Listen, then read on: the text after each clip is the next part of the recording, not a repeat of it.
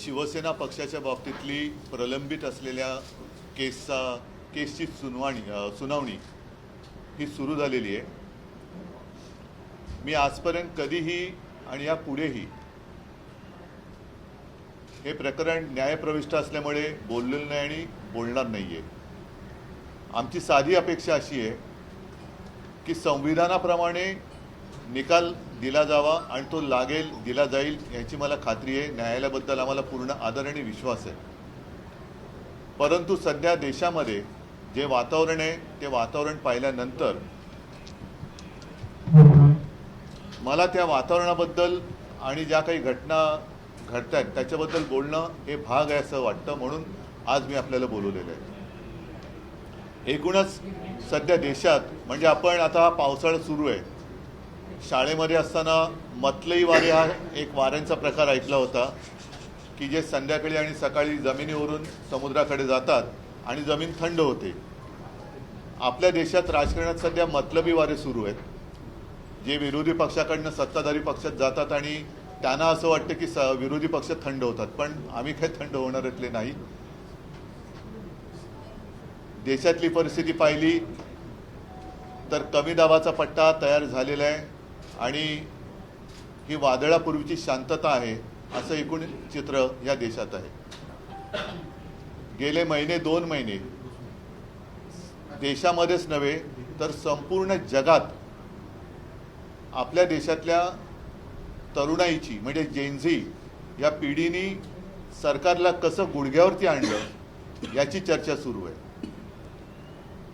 मला एका गोष्टीचं वैषम्य वाटतं की या पिढीला आधार देण्याऐवजी त्यांच्यावरती अत्यंत निर्घृणपणाने अत्याचार केले गेले। काही जणांना तर जालियनवाला बागेच्या हत्याकांडाची किंवा त्या अत्याचाराची आठवण व्हावी अशा पद्धतीने अत्याचार केले गेले। मी पुन्हा त्याचं काही हे नाही करत, पण आठवण तर केलीच पाहिजे की लाठीला खिळे लावून मारले गेले, अश्रुधूर सोडले गेले, पेलेट गननी त्यांच्यावरती छऱ्या मारले गेले, कोणाची डोकी फोडली, कोणाचे पाय मोडले, अत्यंत वाईट पद्धतीने त्यांना ट्रोल करण्यात आलं, त्यांना देशद्रोही संबोधण्यात आलं। आणि एवढं केल्यानंतर त्यांच्याबरोबर बोलण्याची पंतप्रधानांची तयारी नाही आहे, त्यांच्याबरोबर बोलण्याची गृहमंत्र्यांची हिंमत नाही आहे।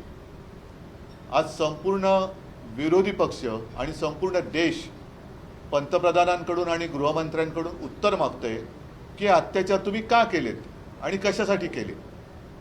एका मंत्र्याचा राजीनामा घेतला म्हणून हा काही प्रश्न सुटत नाही, तर संपूर्ण सिस्टीम म्हणजे सरकार आता बदललं गेलं पाहिजे। मधल्या काळामध्ये आपल्याला कल्पना आहे की न्यायमूर्ती जामदार हे म्हणाले होते की त्यांच्याकडे म्हणजे भाजपकडे वॉशिंग मशीन आहे आणि कोणी किती गुन्हे करा वॉशिंग मशीनमध्ये गेल्यानंतर ते धुतले जातात। मग तोच एक मुद्दा घेऊन मला आज एक बातमी जी आलेली आहे ती सगळ्यांना आपल्याला दाखवायची आहे, जी काल मला कल्पना नाही आपल्यापैकी किती चॅनलनी ही बातमी दाखवली असेल, त्यातल्या बारकाव्यासहित। आणि ही बातमी म्हणजे जे मी म्हटलं की पंतप्रधानांना आपल्या देशाचे जे भाग्यविधाते आहेत त्या तरुणांना ते भेटत नाहीत। अगदी रात्री मध्यरात्री एकदम काय ते फ्रेंड्स म्हणून त्यांना इंस्टाग्रामवरून संदेश देतात। म्हणजे आता हेही एक बघण्यासारखी गोष्ट आहे की कोरोनाच्या काळामध्ये जेव्हा मी फेसबुक लाईव्ह करत होतो तेव्हा मला जे उपदेश देत होते की फेसबुकवरून सरकार चालत नाही, आता इंस्टाग्रामवरून सरकार चालवण्याची वेळ आलेली आहे। एवढी यांची आता हालत खराब झालेली आहे। आणि मला नाही वाटत अशी म्हणजे कदाचित हे खरं आहे की जे काँग्रेसला जमलं नाही गेल्या 60-65 वर्षात त्यावेळेला ते यांनी करून दाखवलं, कारण काँग्रेसने एवढ्या शिव्या त्यांच्या डोळ्या देखत कधीच खाल्ल्या नव्हत्या। तेवढ्या शिव्या आणि नालस्ती माननीय पंतप्रधान आणि गृहमंत्र्यांच्या वाटेला आलेल्या आहेत। साहजिकच आहे, परत एकदा सांगतो की या तरुणांना भेटण्यासाठी यांच्याकडे वेळ नाही किंवा त्यांना कमीपणा वाटतो। मात्र जे गद्दार शिवसेना चोरून शहासेना ज्यांनी स्थापन केलेली आहे आणि स्वतःला जे शिवसेना म्हणून मिरवत आहेत ते गद्दार काल पंतप्रधानांना जाऊन भेटले। त्यांना भेटायला पंतप्रधानांकडे वेळ आहे। शहा सेनेचे प्रमुख शहा काल मुंबईत होते, त्यांचं स्वागत त्यांनी ठेवलेल्या या गद्दारांनी केलं असेलच. मात्र हे गद्दार खासदार यांना भेटायला मोदींना वेळ आहे. मोदी त्यांना नुसते भेटलेच नाही, तर मोदींनी जे काय त्यांना सांगितलं की जसं आपण म्हणतो की स्वामी समर्थांना आपण एक त्यांच्या चरणी लीन होतो, याचं कारण का की संकटाच्या वेळेला आपल्या पाठी कोणीतरी आहे. म्हणून स्वामी समर्थांचं जे वाक्य आहे की भिवू नकोस, मी आहे तुझ्या पाठीशी, तसं आता मोदी नवीन स्वामी झालेत की काय. म्हणजे देशात तरुणाई तर त्याने यथेच्छ त्यांची निंदा नालस्ती करते, पण मोदी महाशय या गद्दारांना सांगतायत की भिवू नकोस, मी तुमच्या पाठीशी आहे. म्हणजे हे एक एक म्हणजे फार विचित्र आहे. आणि आता या गद्दारांना चिंता कसली आहे, कारण वॉशिंग मशीनमध्ये गेलेत, यांना आता यांच्यावरचे डाग तर धुतले गेलेत, मात्र गद्दारीचा डाग हा धुतला जात नाही आहे. तो डाग धुणारं वॉशिंग मशीन अजून भाजपकडे आलेलं नाही आहे. हे बाकीच्यांकडे फोटो आलेले आहेत. काल त्यांची भेट झाली. परत एकदा सांगतो की देशातले तरुण तिकडे त्यांच्या न्याय हक्कासाठी आंदोलन करताना त्यांच्यावरती लाट्या गोळ्या चालवतात. त्यांना तुम्हाला भेटता येत नाही आणि बेशरमपणाने गद्दारांना नुसते भेटत नाही, तर मी तुमच्या पाठीशी आहे हे सांगतायत. तर हे वाक्य त्यांनी तरुणांना सांगायला पाहिजे होतं की कशाला तुम्ही घाबरताय, मी तुमच्या पाठीशी आहे, काही काळजी करू नका, मी देशाचा पंतप्रधान आहे, मी तुमचा मोठा भाऊ म्हणा किंवा आजोबा म्हणा, काय असेल ते, किंवा फ्रेंड्स म्हणा आहे, तो तुम्ही भिवू नका, मी तुमच्या पाठीशी आहे. आता हे जे काही वाक्य आहे, हे वाक्य त्यांनी कशासाठी उद्गारलं बरं. ही जर का बंद दाराआडची चर्चा असेल तर बंद दाराआडच्या चर्चेतलं नेमकं हे वाक्य बाहेर आणण्याचं कारण काय, की कोणावरती ही कोणाला तुम्ही संदेश देताय. आता ही जी आहे नवभारतमध्ये सुको म्हणजे सुप्रीम कोर्ट की सुनवाई से टेन्शन में शिंदे, म्हणून तुम्ही भेटलात का यांना. कारण आता आमचा हा पक्ष पुन्हा 6 खासदार फोडून सुद्धा महिना तर झालेला आहे ना. आणि लोकसभा अध्यक्षाने अगदी अपेक्षेप्रमाणे निर्णय दिलेला आहे. पुन्हा कोर्टबाजी वगैरे सुरू होईल, पण कोर्टात सुनावणी सुरू असताना हे गद्दार त्यांना जाऊन भेटण्याचं कारण काय. आणि परत आता हे पण म्हणून मी या पेपर सकट आणले, चिंता करू नका, मी तुमच्या पाठीशी. म्हणजे हा संदेश ते कोणाला देत आहेत, कोर्टाला धमकावणी देत आहेत का, धमकावत आहेत का हे की मी आहे यांच्या पाठीशी, का अमित शहाना देत आहेत. कारण मागे असं होतं की हे मिंदे जायचे तेव्हा ते त्यांच्या शहासेनेच्या प्रमुखाला भेटायचे. आता शहासेनेच्या प्रमुखाला ते भेटायची त्यांना गरज नाही, कारण त्यांचा आता बहुतेक बॉस बदलला आहे. आता ते थेट मोदींना भेटतात. आणि विशेष म्हणजे शहा इकडे असताना ते मोदींना भेटत आहेत. म्हणजे मग हा जो काही भिवू नको, मी तुझ्या पाठीशी आहे, ही धमकी वजा संदेश सुप्रीम कोर्टाला मोदींनी दिला आहे, अमित शहानं दिलेला आहे, देवेंद्र फडणवीसांना दिलेला आहे, की प्रशासनाला दिलेला आहे, नक्की कोणाला दिलेलं आहे. आणि माझं मत आहे, अनिल देसाई इकडे बसलेत, अनिल, ही सगळी कात्रणं माननीय सुप्रीम कोर्टाकडे सुद्धा सादर करा की हे असं वातावरण निर्माण केलं जाते. आम्ही तुमच्यावरती विश्वास ठेवलेला आहे, तुम्ही लोकशाहीचे रक्षक आहात. आणि मला असं वाटतं की ही लढाई जी आहे ती आता केवळ शिवसेनापुरती मर्यादित राहिलेली नाही. आता हा जो काही गद्दारीचा व्हायरस आहे, हा व्हायरस संपूर्ण देशात पसरलेला आहे.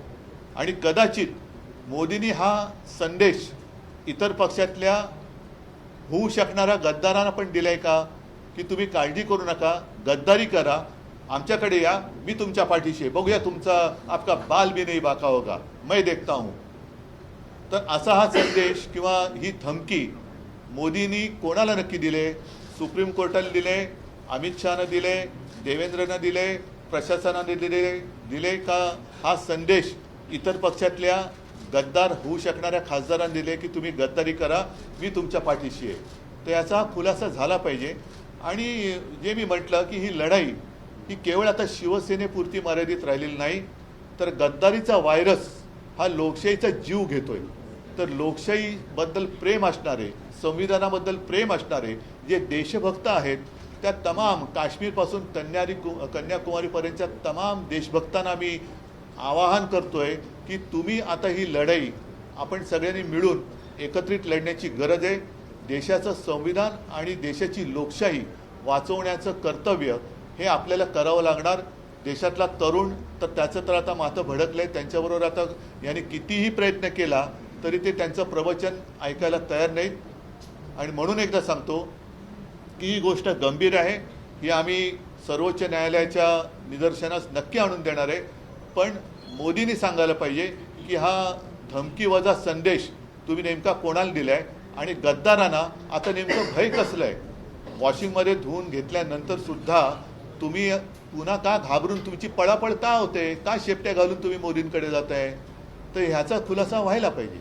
म्हणून मी आज आपल्या माध्यमातून सर्व जनतेला ही माझ्या मनातली शंका कळावी, कदाचित त्यांच्याही मनातही असेल तर त्याला मी वाचा फोडतोय. उद्धवजी ज्या पद्धतीने काल परवा हे फुटे खासदार मोदींना भेटले, तसेच शरद पवारांचे खासदार देखील पुढच्या आठवड्यात मोदींची सर्व भेट घेणार आहेत अशा पद्धतीने देखील माहिती आहे. मी माझ्यापुरतं बोलतोय आणि ज्यांना संविधानाबद्दल प्रेम आहे, लोकशाहीबद्दल प्रेम आहे, ज्यांना संविधान वाचवायचं आहे, लोकशाही वाचवायची आहे, त्यांनी या लढाईत सामील व्हावं. सर, मोहन भागवत मुंबईत होते आणि त्यांनी ज्यांच्याशी संवाद साधला त्यांनी त्यांच्या प्रोटेस्टला पाठिंबा सुद्धा दिला. नाही, पहिले या विषयावरती मला असं वाटतं हा महत्त्वाचा विषय आहे. बाकी मोहन भागवत वगैरे हे नेहमीचे विषय आहेत. आप सारे लोगों को पता है कि 4 साल हमारी जो केस है सुप्रीम कोर्ट में चल रही है. अब ऐसे लग रहा है कि लास्ट जो क्या म्हणते हैं अंतिम टप्प्यात वो सुनवाई आ रही है और लगातार हो रही है. जैसे पिछले हफ्ते में 2 दिन लगातार सुनवाई हुई, अगले हफ्ते में भी होने जा रही है. हम उसके बारे में तो कुछ कहते नहीं कि क्योंकि हमारा पूरा विश्वास अदालत पर है. लेकिन जिस तरीके से मोदी जी कल गद्दारों के साथ उन्होंने एक मीटिंग की, मोदी जी को जो भी हमारे जेनजी वहाँ जंतर मंतर पर बैठे थे, आंदोलन कर रहे थे, उन्हें मिलने के लिए समय नहीं है. उनके ऊपर तो लाठियाँ बरसाई गई. सिर्फ इतना ही नहीं, लाठियों को कीले लगाए गए, टीयर गैस छोड़ा गया. बहुत ही क्या कहते हैं वो शब्द है, बर्बरता के साथ उनके ऊपर अत्याचार किए गए, जैसे कि जालियनवाला बाग ही वहाँ हो रहा है. तो उनको मिलने के लिए उनके पास समय नहीं है. आधी रात वो इंस्टाग्राम पे उनको मैसेज देते फ्रेंड्स करके. तो ऐसे फ्रेंड्स को मार पीट कर कोई दोस्त नहीं बनता. तो उन्हें मिलने के लिए समय नहीं है. मोदी जी को संसद में आने के लिए समय नहीं है, लेकिन गद्दारों को मिलने के लिए समय है. इतना ही नहीं, गद्दार तो गद्दार ही है, लेकिन उनको एक अभय दिया जा रहा है कि आप डरो मत, मैं आपके पीछे हूँ, मैं आपके साथ हूँ. तो ये जो संदेश है, ये जो मैसेज है, क्या ये धमकी है? और ये धमकी है तो किसको दी है? क्या सुप्रीम कोर्ट को आप डराना चाहते हैं कि डरिए, आप ये नहीं करिए, ऐसा करिए, ऐसे ही करना होगा क्योंकि मैं इनके साथ हूँ. तो ये जो मैसेज है आपने किसको दिया है? सुप्रीम कोर्ट को दिया है, अमित शाह को दिया है, क्योंकि आज तक कभी ऐसे हुआ नहीं था. अमित शाह मतलब शाह सेना, जिसको मैं शाह सेना कहता हूँ, जो गद्दार सेना है, वो जब मुंबई में आए हैं तब ये जाकर दिल्ली में मोदी जी को मिल रहे हैं. तो अमित शाह को मैसेज दिया है, देवेंद्र जी को दिया है, प्रशासन को दिया है, या अन्य सारे पार्टी में जितने लोग गद्दारी करना चाहते हैं उनको एक मैसेज दिया है कि आप बिंदास गद्दारी करो, आपका बाल भी नहीं बाकी होगा, बाका होगा, मैं आपके साथ हूँ. सर, क्या आपको लगता है इस मुलाकात से जो कोर्ट में केस चल रहा है उस पर असर पड़ेगा? शायद ये कोशिश है, या असर तो नहीं पड़ने देंगे. इतना तो भरोसा हमारा अदालत पर या चीफ जस्टिस साहब के ऊपर है. लेकिन क्या ये कोशिश तो नहीं है? यही हमारे मन में आशंका है कि क्या मोदी उनको डराना चाहते हैं, सुप्रीम कोर्ट को डराना चाहते हैं कि आप देखो ऐसे करेंगे तो मैं इनके साथ हूँ. ये क्या है? क्यों गद्दारों के साथ प्रधानमंत्री, देश का प्रधानमंत्री गद्दारों के साथ क्यों बात कर रहा है? युवाओं के साथ क्यों नहीं और गद्दारों के साथ क्यों? उद्धवजी, 3 ते 4 वर्षापासून या पक्षचिन्हाच्या संदर्भातली सुनावणी सुरू आहे. ही सुनावणी कदाचित अंतिम टप्प्यात आली असं तर त्या दरम्यान या सगळ्या घडामोडी घडतात. त्यामुळे न्याय मिळेल किंवा निकाल लागेल असं वाटतंय. हम तो पिछले 4 साल से इंतजार कर रहे हैं की 4 वर्षात आम्हाला असं वाटते की आता लागेल, पण ते पुढे चाललेलं आहे. आता मात्र ज्या पद्धतीने प्रश्नोत्तरं चाललेली आहेत, माननीय न्यायमूर्ती सुद्धा आमच्या वकिलांना प्रश्न विचारतात की जे प्रश्न निवडणूक आयोगाने विचारायला पाहिजे होते. आणि एक गोष्ट महत्त्वाची आहे की निवडणूक आयोगाने जे बिनधास्तपणाने सांगितलं की आमच्या पक्षाची घटना त्यांच्याकडे नाही. अरे नाही तर आमच्याकडे मागायची, आम्ही दिलेली होतीच. पण नाही म्हणून तुम्ही, याला काहीच अर्थ नाही आहे की घटना नाही म्हणून तुमचं, घटना आम्ही दिलेली होती. जर तुमच्याकडे घटना गहाळ झाली असेल तर आमच्याकडे मागा, आम्ही तुम्हाला पुन्हा घटना देऊ. पण घटना नाही म्हणून तुम्ही निकाल नाही बदलू शकत. तर या अशा काही गोष्टी ज्या आहेत ते या वेळेला पहिल्या प्रथम ही प्रश्नोत्तर होत आहेत. म्हणून आम्ही आशादायी आहोत. आम्हाला कोणावरही अन्याय करून निकाल नको आहे. संविधानानुसार आम्हाला निकाल पाहिजे. जर संविधानानुसार पाहिलं तर हे गद्दार यांनी सरकार स्थापनच करू शकत नव्हते, अशी ही परिस्थिती आहे. तुम्ही पत्रकार परिषदेच्या वेळेस उल्लेख केला की कमी दाबाचा पट्टा निर्माण झाला आणि वादळापूर्वीची शांतता आहे. नक्की यातून तुम्हाला नक्की काय म्हणायचं? त्यातून असं आहे की देशात आता सगळे लोक बोलायला लागलेले आहेत. देशात सगळे लोक आता या मोदी सरकारविरुद्ध बोलायला लागलेले आहेत. कारण आता फसवणुकीचे दिवस गेले. आजचे दिन वाट बघता बघता अत्यंत वाईट दिवस यायला लागलेले आहेत. आणि हे याच्यासाठी लोकांनी सरकारला पाठिंबा नव्हता दिला. गद्दारी करून सरकार वाचवणं याच्यासाठी ज्यांनी कोणी मतं दिली त्यांनी मोदींना मतं नव्हती दिली. उद्धवजी, एकीकडे मोहन भागवत तरुणांशी संवाद साधतात, दुसरीकडे मुंबई, पण तरुण ऐकायला तयार नाही आहेत. मोहनजी काल आले होते, तरुणांशी एक संवाद साधण्याचा त्यांनी एक केविलवाणा प्रयत्न जरूर केला. पण त्यातनं बाहेर पडलेल्या तरुणांची जी काय प्रतिक्रिया आहे ते कोणी ते ऐकायच्या मानसिकतेत नाही आहेत. त्यांचं म्हणणं की तुम्ही आत्ता काय करताय आणि प्रवचनं काय देतायत तुम्ही, हे सुधरत का नाही आहे. सरकार तुमचं आहे ना, सरकार तुमचं आहे, तुम्ही मेहनत करून आणलेलं सरकार आहे. हे सरकार असं वागताना तुम्ही गप्प का बसलात, का तिकडे जाऊन भेटला नाहीत लोकांना. आणि तिकडे आत्तासुद्धा अमित शहाचा राजीनामा मागितला जातोय. जर RSS सरकार चालवत असेल आणि RSSचं भाजप ऐकत असेल तर मोहनजींनी मुलांशी संवाद साधण्याच्या आधी अमित शहाचा राजीनामा घेऊन मग साधायला पाहिजे. तरुणांचे आणि पंतप्रधानांचे अनेक ठिकाणी पोस्टर्स लागलेले, जनजी विथ PM आणि अशा पद्धतीचा. नाही, हे भाडोत्री लोक आहेत. या भाडोत्री ही आता काय झालंय, भाजपला आता फेस सेव्हिंग राहिलेलं नाही, कारण त्यांच्या तोंडाला फेस आलाय. म्हणून जसं ते ट्रोलर गँग आहे, हे गँग आहे, त्या गँग आहे, तशी त्यांची पोस्टर गँग आहे. सोडून द्या. मला हा विषय फार आता महत्त्वाचा वाटतो की आमच्या केसची सुनावणी सुरू असताना जे पंतप्रधान जेनझींना नाही भेटले ते पंतप्रधान गद्दारांना भेटत आहेत आणि गद्दारांना सांगतायत की भिवू नका, मी तुमच्या पाठीशी आहे. हे फार आक्षेपार्ह आहे आणि ह्याची दखल आम्ही तर घेतोच आहोत. जनतेने घेतली पाहिजे, पण सर्वोच्च न्यायालयाने सुद्धा घेतली पाहिजे आणि विचारलं पाहिजे की नेमकं तुम्ही कोणाला बोललेला आहात. सर, तुम्ही हा मुद्दा न्यायालयात मांडणार का? यांची भेट झाली आणि नेमकं नाही, आम्ही ते मांडू आता. पण हे मी जनतेच्या न्यायालयात तर पहिल्या प्रथम मांडतोय. जनतेच्या न्यायालयात आपल्या माध्यमातून मी मांडतोय आणि हे आक्षेपार्ह आहे. पहिली गोष्ट, कोणाच्या पाठीशी वगैरे हा तर भाग वेगळाच, पण गद्दारांना आमच्या देशाचा पंतप्रधान भेटतोय आणि गद्दारी केल्याबद्दल भिवू नका, मी तुमच्या पाठीशी सांगतोय, हे फार निंदनीय आहे. ठीक आहे, चला, धन्यवाद. छोड़ दो ना, इतना इम्पोर्टेंट क्यों दे रहे हैं उसको? जो आए और गए भी नहीं, वो आए भी और गए भी, किसी ने गंभीरता से लिया भी नहीं. नहीं, मैंने उनको मैं नहीं दे रहा हूँ इम्पोर्टेंस. मेरे लिए देश का नहीं, इसलिए मैं नहीं देना, इसलिए मैं नहीं बोलना चाहता. नहीं, कहाँ पे? नहीं, उनके साथ भी वहाँ की सरकार ने डायलॉग करना चाहिए. और बच्चे हैं, उनके साथ बात होनी चाहिए, करनी चाहिए. वो क्या मांग रहे हैं, क्या करना चाहते हैं, क्या चाहते हैं, तो बातचीत तो होनी चाहिए. क्या आप लोग जाएंगे उनसे मुलाकात करने, जैसे आप दिल्ली गए? करेंगे, कोशिश करेंगे. अगर चाहे तो मैं जाऊंगा भी, ऐसी कोई बात नहीं है. ठीक है, फिलहाल मैं दोहराता हूँ. जिस तरह से प्रशांत किशोर की जीत हुई और नहीं, छोड़ो ना, अभी इस मुद्दे से आप गुमराह नहीं करना किसी को. ये मुद्दा आज के दिन महत्वपूर्ण मुद्दा है.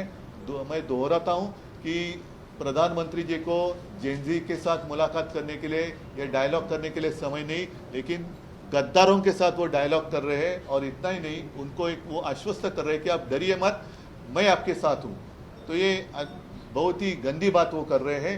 इस तरीके से प्रशासन, उनसे हमें अपेक्षित नहीं था. सर, PM जो मुलाकात कर रहे हैं, लोकसभा में बहुत सारे बिल आने वाले हैं, डिलिमिटेशन का बिल है. नहीं, ठीक है, वो उसके ऊपर जब की तब बात करेंगे.